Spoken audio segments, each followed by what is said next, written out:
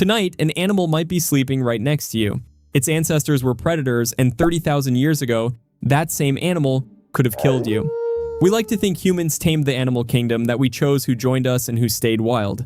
But that's not what happened. Most of the animals we call domestic chose us, not the other way around. And right now, in cities all over the world, it's happening again, with animals you walk past every single day. Forget the movie version where a brave hunter finds a wounded wolf pup, nurses it back to health, and they become best friends forever.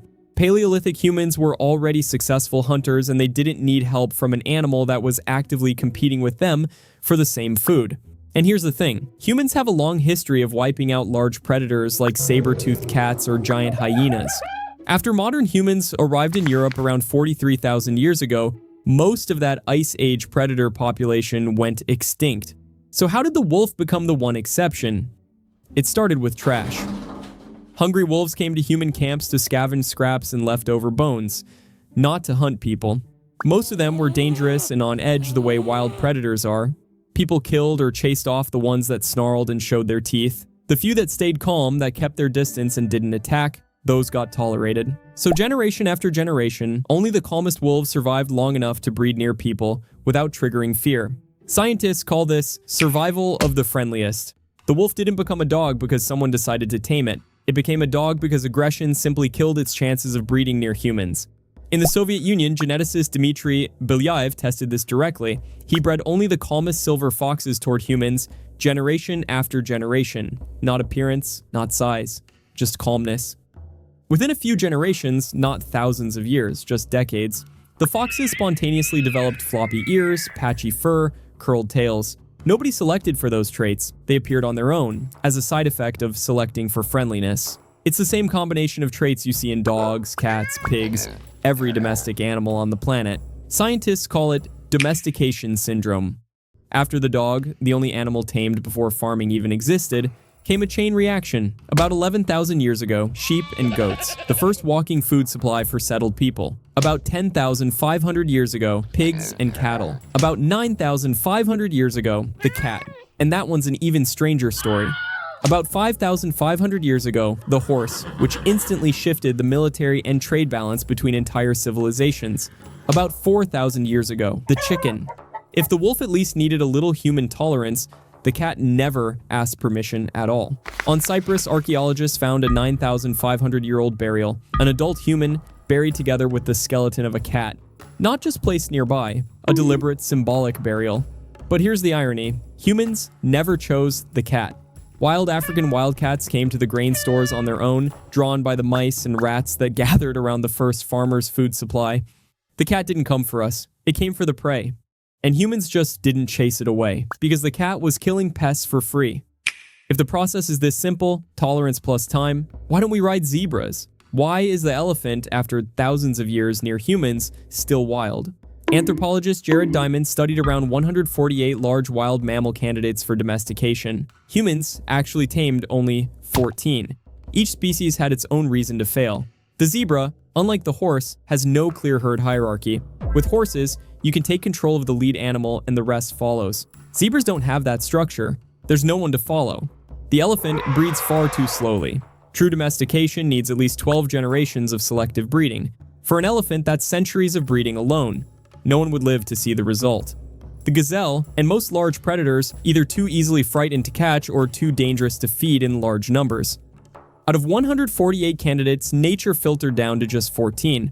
And humans didn't decide who passed that filter. The animals did. Their social structure, their breeding speed, their diet. Now here's the strange part. The exact same process that turned a wolf into a dog 15,000 years ago is happening right now, in your city, with animals you've probably never looked at twice. Urban foxes already show measurable physical changes, the same traits that showed up in dogs thousands of years ago. The mechanism is identical to the wolf's story. An animal with a strong fight-or-flight instinct burns too much energy fleeing from slamming doors and passing cars. It has worse odds of surviving and breeding in a city than a calmer neighbor. The city recreates the exact same Stone Age trash heap, just with a streetlight instead of a campfire. In 2025, biologists at the University of Arkansas analyzed almost 20,000 photos of raccoons from across the United States. The result, urban raccoons have snouts that are, on average, 3.56% shorter than their rural counterparts. The pattern holds consistently across every climate zone in the country. The study's lead author, Dr. Rafaela Lesh, put it plainly. Trash is really the Kickstarter. Wherever humans go, there is trash. Animals love our trash. All they have to do is endure our presence, not be aggressive, and then they can feast on anything we throw away. She even joked that it would be fitting if raccoons became our next domesticated species. But don't go adopting a raccoon instead of a cat just yet. Independent experts all say the same thing. This process is at the very, very earliest stage. Dog domestication took somewhere between 15,000 and 30,000 years.